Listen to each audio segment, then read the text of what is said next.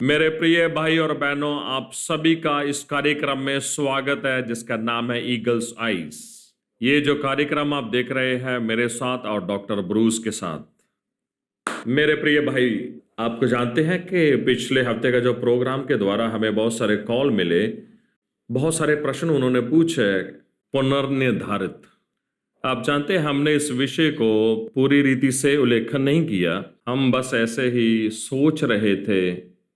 आप ये विषय को जानते थे, मैं ये विषय को जानता था, लेकिन हो सकता है कि ये गलती मेरी है कि हम सोच रहे थे कि सभी लोगों को इस विषय के बारे में ज्ञान है, पुनर्निर्धारण। तो आप थोड़ा बताएंगे खुल के, हमारे श्रोतागण समझ पाए कि पुनर्निर्धारण क्या है। जो यहूदी रिवाज है उनके समझ के मुताबिक, और ये एक यहूदी लेख है, पूर्व नियति को अगर हम अच्छी तरह से समझे तो परमेश्वर हर एक व्यक्ति का नाम जीवन की पुस्तक में लिखता है। ये बात को अगर हमें समझना है तो हमें कई साल लग जाएगा, लेकिन तुरही के पर्व, प्रायश्चित करना, अगर आप ये जो बात है इसे अगर आप ध्यान से समझोगे तो आप समझ पाओगे कि 10 दिन आपको प्रार्थना करना है, पश्चाताप करना है और अपने आप को सही परख है। कर देखना है कि आपका नाम जो है जीवन की पुस्तक से कट ना गया हो। लेकिन प्रभु की ये इच्छा नहीं कि लोग नाश की ओर जाए, परंतु लोग उसे जाने। इसलिए उनका समझ ऐसा है कि हम सब लोगों का नाम जीवन के किताब में लिखा गया है। ये हमारा निर्णय है कि हम अपने तकदीर के साथ समझौता करें या अपने तकदीर का विरोध करें, और यही बताता है हम इस किताब में रहेंगे या नहीं। और मेरे हिसाब से हर एक व्यक्ति जो है उनके लिए प्रभु में एक पूर्व योजना है, और प्रभु चाहता है कि हम ये बात को अपनी पूरी क्षमता से संपूर्ण कर सकें। अगर हम ऐसा गलत कहना चाहे तो वो गलत भी कह नहीं सकते, क्योंकि परमेश्वर ने हमें अधिकार दिया चुनने के लिए। हम चुन सकते हैं कि हमें उधर जाना है या नहीं। इसलिए मेरे हिसाब से पूर्व निर्धारण मतलब जो क्षमता जो मैं परमेश्वर के लिए रखता हूँ और जो योजना परमेश्वर मेरे लिए रखता है, क्या मैं सहमत होकर आगे बढ़ता हूँ या विरोध कर मार्ग से दूर जाता हूँ।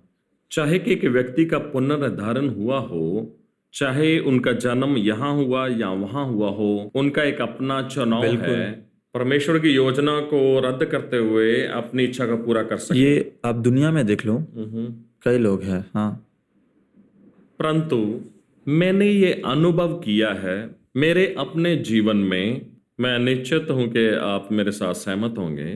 परमेश्वर ने जिनको पहले से ठहराया हुआ है, चाहे वो योजना से दूर जाने की कोशिश भी करें, वो नहीं जा सकते।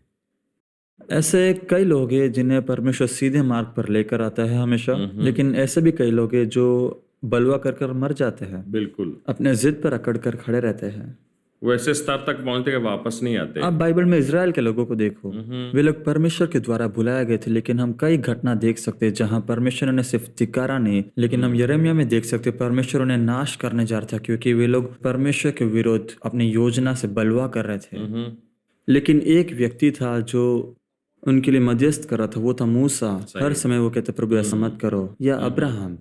इसलिए मेरे हिसाब से ये बहुत ही अच्छी उदाहरण जो आपने अभी कहा है, क्योंकि इस्राएल के लोग थे, बारंबार वे नाश हो रहे थे, विनाश की ओर।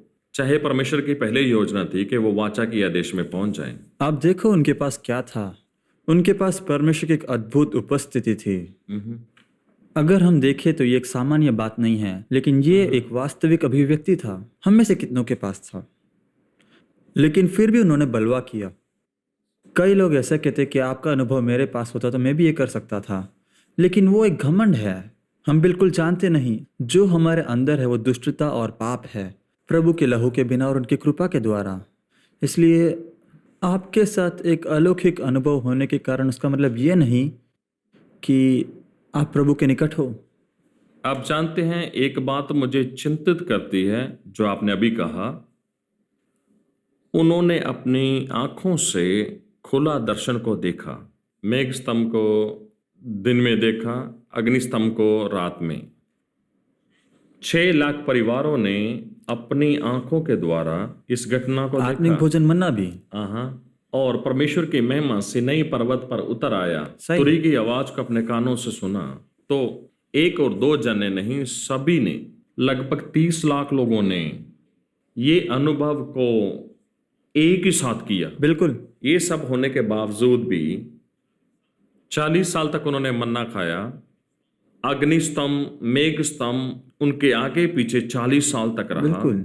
ये सब कुछ अपने सामने देखते हुए भी ऐसा था कि वो हठीले थे, बगावती थे। और मरुभूमि में मर गए। तो सवाल ये है कि परमेश्वर ने उनके साथ फिर भी ऐसा क्यों किया? इसका उत्तर यह है कि हम बलवा करें फिर भी परमेश्वर अपनी वाचा को रखता है। एक बार मैं किसी के घर मुलाकात के लिए गया और ये मुलाकात अचानक थी।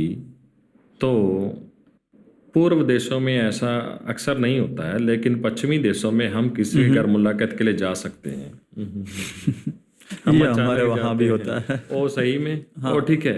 तो क्या हुआ, जब मैं वो घर में आया तो सब परिवार वाले चकित हो गए। उन्होंने कहा, ओ हम लोग तैयार नहीं हैं। सभी सामान ऐसे इधर उधर बिखरा पड़ा था। मैंने कहा चलेगा, परंतु उन्होंने कहा अगर हम जानते कि आप आ रहे हैं तो हम अपने आप को तैयार रखते हैं। उनके कहने का मतलब ये भी था कि हम अच्छे होने का नाटक भी करते हैं। हाँ, मुखौटा पहन लेते हैं। बिल्कुल।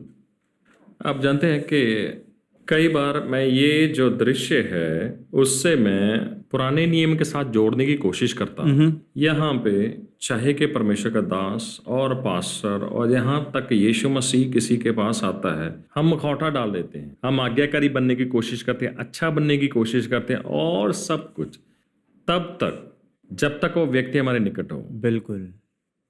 और यहाँ उनके पास मेघ स्तंभ था, अग्नि स्तंभ था और आते जाते वो उसको देखते थे। ये सब देखते हुए भी उन्होंने बलवा किया। सही है। ये सत्य को जानते हुए भी कि परमेश्वर वहां पे है। सही में। बिल्कुल। मुझे इस बात में ये बात पसंद आया कि उन्हें वाचा दी गई थी, प्रभु में उन्हें वाचा दी गई थी। उनके पास प्रवेश था, स्पर्श करके, देख के, और वो महसूस भी कर सकते थे। और हमारी वाचा उनसे बढ़कर है। अगर वे इतना चल सकते तो हम कितना चल सकते हैं? उससे भी बढ़कर। इसलिए यीशु कुरिन्थी में कहता है कि वे 500 लोगों के सामने प्रकट हुआ, इसलिए हमारे पास पुनरुत्थान प्राप्त किया यीशु है। ऐसा चमत्कार जो इतिहास में किसी ने नहीं देखा।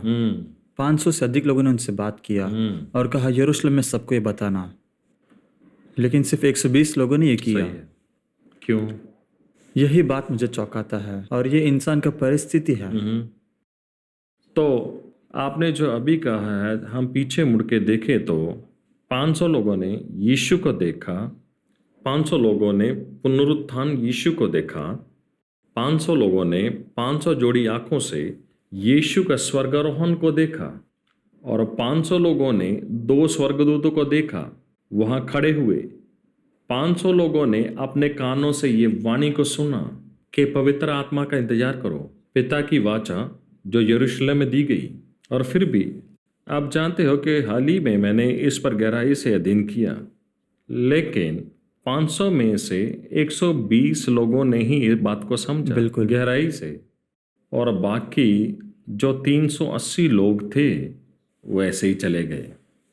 उन्होंने अपना काम किया। और यही परिस्थिति आज की कलीसिया की। लोगों का सोच जो है ऐसा हो गया। आप देखो, हम फिर से वो बात में आए। आप पूर्व निर्धारित हो, आप वाचा के द्वारा ठहराए गए हो। सही है। लेकिन कितने लोग हैं जो अपने आप को उपलब्ध रखते हैं? मैं क्या बोलूं? मुझे लगता है जो उदाहरण को इस बात के साथ आपने जोड़ा है और जो वचन आपने लिया है, बहुत ही अच्छी उदाहरण है।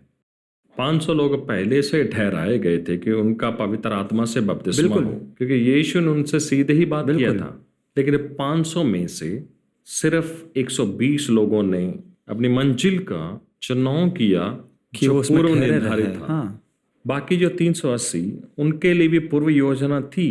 उन्होंने चुना कि वो मार्ग में नहीं चलेंगे, वो अपने मार्ग में चले गए। फिर उनके बारे में हम कभी नहीं सुना। आप ये बात को सोचो, अगर 120 लोगों ने यरूशलेम इतना महान काम किया तो 500 लोगों ने क्या किया होता? अगर 5000 लोग पतरस के प्रचार के द्वारा उद्धार को प्राप्त करते तो क्या होता? ये बात को हम किस तरह समझ सकते हैं कि ये शैतान की एक चाल थी कि लोगों को भटका दे। हाँ, उदासीनता और आलसीपन की आत्मा हम हमेशा देख सकते हैं। आप जानते हैं कि ये आंकड़े बहुत बड़े हैं। बिल्कुल। मुझे लगता है 75% जो भटक गए। हाँ, आज भी ऐसा ही है। हम्म हम हमेशा अवशेष की बात करते हैं, हम्म परमेश्वर की पीछा करते हैं और हम स्वर्ग राज्य के रहस्यमय गहराई में जाते हैं। हाँ, अगर मैं ये बात को फिर से कहूँ तो परमेश्वर की एक बड़ी कृपा है कि हमें वो जुनून है। हम्म और लोग धोखा खाते कि वो समझते कि उन्हें सब कुछ मालूम है। वे अपने धार्मिक परंपराओं में सुखी है। वे सुखी है कि हम इस तरह से करते आए हैं। हम्म उन्हें शानदार मनोरंजन और चमत्कार पसंद है जो यीशु ने किया, लेकिन उन्हें वो अलौकिक जीवन नहीं पसंद जो प्रभु के साथ चल है, मतलब प्रभु के आज्ञा को पालना है। सही है। कई कलीसिया जिन्हें ये शानदार अनुभव चाहिए, उन्हें मनोरंजन चाहिए, लेकिन कुछ ही लोग हैं जो ये अलौकिक जीवन को जीना चाहते हैं, जैसे कि टूटा अनुभव, मसीह जीवन जीना और ऐसे कई बात है। ऐसा लगता है कि उनको सिर्फ मुलाकात ही पसंद है। सही में वे इस मुलाकात को वास्ता नहीं बनाना चाहते हैं। नहीं। आपको याद है पिछले हफ्ते हमने कुछ चर्चा किया था, फल को देखो। फल को देखो, मेरा मतलब 500 लोग ये कह सकते कि यीशु मेरे सामने प्रकट हुआ, लेकिन 120 लोगों ने फल को प्राप्त किया। क्या आप ऐसा भी कहोगे कि पहला राजा उसका 19 अध्याय में जब एलिया भविष्यवक्ता होरेब के पहाड़ पे था, जब वो जसबेल से भाग रहा था, उनका एक अद्भुत मुठभेड़ हुआ। वहाँ पे आग था। बाइबल बताती है परमेश्वर वहाँ पे नहीं था। वहाँ भूकंप था लेकिन परमेश्वर नहीं था। और ये तीनों मुठभेड़ में, और बाइबल स्पष्ट रूप से बताती है परमेश्वर नहीं था सही है। जब तक चौथा एक छोटी सी आवाज से परमेश्वर से बात बिल्कुल। किया। क्या हम ऐसे कह सकते हैं कि इसके सिवाय कि कोई एक बड़ी आवाज हो, असाधारण बात हो और कोई अद्भुत अनुभव शानदार हो? अनुभव। हाँ, शानदार। सबसे मुख्य बात यह है कि आप अपनी आत्मा में प्रशिक्षित होना चाहिए कि परमेश्वर की छोटी सी आवाज को भी आप सुन सकें। बिल्कुल बिल्कुल। आप देखो, एलिया का पूरा सेवकाई शानदार था, लेकिन अभी वो बढ़ रहा है, इसलिए प्रभु उसे गहराई में ले जा रहा है। बाहरी दिखावट नहीं, अंदरूनी कार्य जरूरी है। हाँ, आप जानते हैं कि यही बात को मैं अपने जीवन में समझ पाया और जान पाया। मेरी सेवकाई की शुरुआत में मैं बहुत चाहता था कि परमेश्वर मुझे वरदान दे, सामर्थी वरदान। प्रभु मुझे चंगाई का वरदान चाहिए, मुझे अद्भुत काम करने का वरदान चाहिए। मैं रात दिन प्रार्थना करता, परमेश्वर के पीछे चलता। परमेश्वर ने मेरी सभी इच्छा का आदर किया और हर प्रकार के चमत्कार होने लगे। जब मैं परिपक्व हुआ, मुझे समझ आई इन वरदानों से बढ़ के भी कुछ श्रेष्ठ है। जब मैंने वचन को पढ़ा, जब पौलुस ने लिखा है कि मैं आपको एक सही रास्ता दिखाता हूँ, प्रेम। सही है। प्रेम ही सर्वश्रेष्ठ है, जिसमें सारे वरदान समा जाते हैं और उसमें बने रहते हैं। फिर मैंने जान लिया प्रेम ही एक सही रास्ता है उत्साह के साथ परमेश्वर से बात करने के लिए, मध्यस्थी करना। जबकि आपके पास वरदान ना हो, जब आप प्रार्थना करोगे, परमेश्वर कार्य करेगा और अद्भुत काम होंगे जो ये 9 वरदान नहीं कर सकते हैं। मैं यही बात कर रहा था। मैं सहमत हूँ। मैंने इस तरह से देखा, सबसे बढ़कर है प्रेम। इसलिए अगर मुझ में प्रेम नहीं, मेरे हिसाब से मैं जो बोल रहा हूँ सही है कि प्रभु जो है वो प्रेम है, इसलिए पूरे चित्र में आत्मीयता है। अगर मेरा घनिष्ठ संबंध प्रभु के साथ ना हो तो जो कुछ भी मैं करूं वो बस एक झांझ की तरह आवाज करता रहेगा। और इन्हीं लोगों को परमेश्वर कहता है कि मुझसे दूर जाओ, मैं तुम्हें जानता नहीं, क्योंकि उनका जो ध्यान है वो लोग मुझे देखे, मेरे वरदानों को देखे, ना कि परमेश्वर के साथ का वो घनिष्ठ रिश्ता। परमेश्वर प्रेम है, इसलिए बस बदलो। अगर प्रभु मेरे पास नहीं तो जो कुछ भी मैं करूं वो इस तरह से करूंगा। प्रभु मेरे साथ नहीं तो सब कुछ इस तरह से होगा। यही बात मेरे समझ को बदल दिया। अब जानते हैं कि 2 साल पहले मैं सिडनी ऑस्ट्रेलिया में प्रार्थना कर रहा था। एक रात मैं 3 बजे तक परमेश्वर का इंतजार कर रहा था, तो मैंने एक अद्भुत दर्शन को देखा। मैंने महसूस किया कि मैं आत्मा में उठाया गया। मुझे नहीं लगता कि यह पृथ्वी का कोई भाग था, लेकिन यह स्वर्ग का कुछ भाग था। परमेश्वर की महिमा से वो जगह भरी पड़ी थी और एक बगीचे की तरह था। वहाँ मैंने एक जवान को देखा, मेरे ख्याल से वो 18 या 19, हो सकता है 20 की शुरुआत होगी। मुझे नहीं लगता कि उसने 20 साल पार किए होंगे। सेहतमंद था और मेरे से लंबा था और हष्ट-पुष्ट था और उसका चेहरा एक छोटे बच्चे की तरह वो दिख रहा था। और मैंने उसको देखा कि अद्भुत चमत्कार उसके द्वारा हो रहे थे, बड़े अद्भुत काम उसके द्वारा हो रहे थे। और मैंने उसकी तरफ देखा और मैं हैरान हो गया, परमेश्वर इसको अद्भुत रीति से इस्तेमाल कर रहा है। सभा समाप्त होने के बाद वो एक बगीचे में चल रहा था और मैं उसकी तरफ चला और हम लोग एक बड़ी इमारत के पास पहुंच गए और वहां पे हम चल रहे थे। वहां पे एक पत्थर का बेंच पड़ा हुआ था। मैंने अपनी तरफ से उसको शाबाशी देना चाहा। मैंने कहा, नहीं, मैं आपको शाबाशी देना चाहता हूं कि आपको परमेश्वर अद्भुत रीति से इस्तेमाल कर रहा है, अद्भुत चमत्कारों के द्वारा। उसने मेरी तरफ देखा और मैंने उसके चेहरे के ऊपर महिमा को देखा और उसने मुझे ऐसा कहा, अंकल नहीं। उसने कहा, आप जानते हो एशिया में अंकल, इन बातों में अगर हमें आगे बढ़ना है तो प्रेम चाहिए। बिल्कुल। मैं जो उसने कहा, मैं वो बात नहीं कर रहा था। मैंने उसको शाबाशी दिया, लेकिन अचानक उसने मुझे ऐसा कहा, इन बातों के लिए प्रेम जरूरी है। एक बड़े प्रेम और करुणा के द्वारा प्रेम में चलना, परमेश्वर के प्रेम में चलना, सब आपके पीछे, सब कुछ आपके पीछे हो लेगा। यही सत्य है। जब मैं वो दर्शन से बाहर आया, कई घंटे तक मैं अपने बिस्तर के ऊपर विचार करता रहा, जो अनुभव मेरे साथ हुआ। तो जो कुछ उसने कहा, मैंने दो बातों को देखा। एक बात मैंने क्या देखा, अद्भुत चमत्कार जो उस जवान के द्वारा हो रहा था। फिर उसने कहा, ये सब बातों के लिए प्रेम जरूरी है।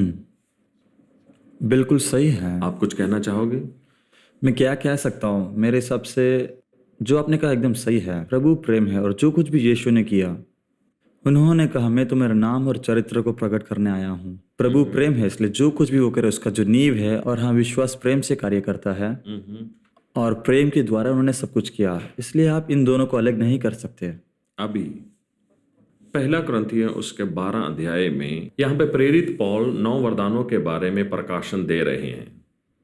पहला कुरिन्थियों उसके 14 अध्याय में वो और आगे लिखते हैं, आत्मा के अलग अलग तरह के प्रशासन और वही वरदानों के अलग अलग कार्य, पर इन दोनों के बीच में जो धर्मशास्त्री उसे बुलाते हैं प्रेम का अध्याय। सही है, लेकिन जो प्रेम के अध्याय का जो परिचय यहाँ पे दिया गया है पहले 2 वचन में, यदि मैं मनुष्य और स्वर्गदूतों की बोलियां बोलूं और यदि मैं भविष्यवाणी कर सकूं और सब भेदों और सब प्रकार के ज्ञान को समझूं, परंतु प्रेम ना रखूं तो मैं कुछ भी नहीं हूं। तो क्या मेरे साथ सहमत होंगे ऐसा कहने में कि हम एक सिद्धांत को स्थापित कर सकते हैं, जो अपने चरित्र को सुधारना और उसको बनाना बहुत ही अनिवार्य है इन वरदानों से भी। हाँ, बिल्कुल, क्योंकि ये जो बात है वो मूल है। इसलिए आप ये अध्याय को बीच में देख सकते हो। मूल सत्य जो है प्रेम है और प्रेम उसका चरित्र है। कई वर्षों से मैं इन बातों पर अध्ययन कर रहा था। यीशु, मुझे ये भाग ज़्यादा पसंद है क्योंकि विभिन्न प्रकार के प्रेम है। जैसे यूहन्ना 14:12 सब जोड़ते हैं, जो काम मैंने किया उससे बढ़कर वे करेंगे, इसलिए सब विशेष बात को चाहते हैं। देखो मैं कितना सामर्थ्य हूँ। इसलिए मैं जो उनके कार्य थे उसके ऊपर अध्ययन करने लगा और वहाँ लिखा है मैं करता हूँ ना किया, तो वो एक वर्तमान काल है। इसलिए पहली बात जो मैं समझा कि यीशु हमारे बीच में एक मध्यस्थी बनकर खड़ा रहता है। वो था यीशु का कार्य, हमें उससे बढ़कर करना। उसका मतलब क्या है? पौलुस ने कहा मैं तुमसे ज्यादा प्रार्थना करता हूँ। फिर मैंने यीशु मसीह के जीवन को देखा। उन्होंने अपना जो अनंत जीवन जो है, महिमावंत जीवन जो था, मेरा मतलब वो जो आने के पहले थे, लेकिन बाद में वो एक दास बनकर आए, जो हमें नहीं पसंद। हमें सामर्थ्य बात चाहिए, आपको स्वामी बनना है। उनके लिए आनंद की बात ये थी कि उन्हें वधस्तंभ उठाना है, जो हमें नहीं पसंद। आप जानते हो, जब उनकी निंदा हुई, जब उनके ऊपर थूका गया, तो उन्होंने एक शब्द भी नहीं कहा। और अब यीशु के कार्य को देखो, उन्होंने अपने जीवन जो है वो अपने शिक्षकों के अधीन में रखा, वो भी तब तक जब तक पिता ने कहा। और हमें ये नहीं चाहिए, हमें हमेशा श्रेष्ठ बात चाहिए। लेकिन यीशु अलौकिक बात से पसार हुए, और यही बात उनके चरित्र को विकास कर रहा था कि वे 3.5 साल तक सेवा कर सके। हम 4 साल बाइबल कॉलेज करते, फिर 40 साल की सेवा के लिए तैयार होते हैं। लेकिन समीकरण जो है वो उल्टा है। सही है। आप ऐसे हो जैसे एक पिरामिड अपने चोटी पर खड़ा हो, उससे लेकिन उल्टा होना चाहिए। लेकिन इसी बात में कलीसिया जो है कुछ पीढ़ी से असफल है। हम सोचते हैं कि निकल कर कुछ करना है, लेकिन मेरा विश्वास हमें तुरंत करना है। और मेरा मानना यह है कि ये जो समय और ये जो काल है वो हमारे चरित्र को बनाने का एक समय है। और अब जानते हो, जब हम बच्चों को स्कूल में सिखाते हैं तो मेरा नज़र हमेशा विद्यार्थियों के ऊपर होता है। आप ये बात को समझोगे, मैं जानता हूँ। जब हम बच्चों को असाइनमेंट देते तो हम कहते हैं कि आपको इस तरह से करना है, लेकिन अगर वो कुछ और करेंगे तो वो निर्देश को पालन करना नहीं जानते। इसलिए फिर से हमें चालू करना पड़ता है। वापस पीछे जाओ और शुरुआत से। इसलिए आप एक व्यक्ति को देखकर कह सकते हो कि वो प्रभु के साथ चल सकता है क्या नहीं, क्या वो अधीन रह सकता है, क्या वो वचन को अनुसर सकता है जो उसके लिए रखा गया है। मेरा मतलब, आपका लक्ष्य ये नहीं कि आप कोई व्यक्ति को प्रसन्न करें, क्योंकि आप परमेश्वर को प्रेम करते हो और ये अंदर से आता है। सही में अगर मैं उनसे प्रेम करूं और उन्हें अपना स्वामी बनाया तो उनकी बातों को मैं मानूंगा। जब आपने पिरामिड के बारे में कहा, एक तस्वीर मेरे दिमाग में आ गई। इस विषय से हम अंत करेंगे। पिरामिड एक बड़ी नींव और ऊपर से नोकीला। यीशु मसीह ने अपनी सेवकाई की शुरुआत की 30 साल की तैयारी के साथ एक बड़ी नींव। वह ऊपर और ऊपर और ऊपर बढ़ता गया जब तक वो जैतून से उठाया नहीं गया। सही है, सही है। वो पहाड़ के ऊपर से, पहाड़ की चोटी से। और ऐसा ही होना चाहिए, ऊपर की ओर जाना है। बिल्कुल ऐसा ही प्रभु का शहर है। तो मेरे प्रिय भाई, मैं आपका आभारी हूँ। भोजन के लिए तैयार हो? बिल्कुल। अब क्या खाना चाहेंगे? क्यों ना Indian pizza. Indian pizza. Western pizza से थक गए? मैंने इंडियन पिज्जा खाया नहीं है, वो खा के देखते हैं। जब आप इंडियन पिज्जा खाओगे तो वेस्ट का पिज्जा आपको कभी पसंद नहीं आएगा। मेरी पत्नी ये बात से खुश होगी। परमेश्वर को स्तुति मिले इसके लिए। मुझे मालूम है कि आपको इंडियन पिज्जा पसंद है, लेकिन इस कार्यक्रम में आपको इंडियन पिज्जा हम नहीं दे सकते हैं। मुझे मालूम है कि इस कार्यक्रम में आपको इंडियन पिज्जा से बढ़कर एक अच्छा भोजन मिल रहा है। अपने विचारों को हमें लिखें और अपनी टिप्पणियों को इस एड्रेस में लिखें जो आप स्क्रीन पर देख रहे हो, या ईमेल आईडी जो आप देख रहे हो। हम आपसे सुनना चाहेंगे, आपसे मिलेंगे इसी दिन इसी समय अगले हफ्ते। प्रभु आपको आशीष दे। If you are blessed by this program, please send your testimonies and feedbacks to Angel TV, Villivakkam, Chennai 600049, Tamil Nadu, India. Our email ID is programs.hindi@angeltv.org. अगर आप इस कार्यक्रम से आशीषित हैं, तो अपनी गवाही और विचार हमें इस पते पर भेजिए। Angel TV, Villivakkam, Chennai 600049, Tamil Nadu, Bharat. हमारा ईमेल आईडी है programs.hindi@angeltv.org।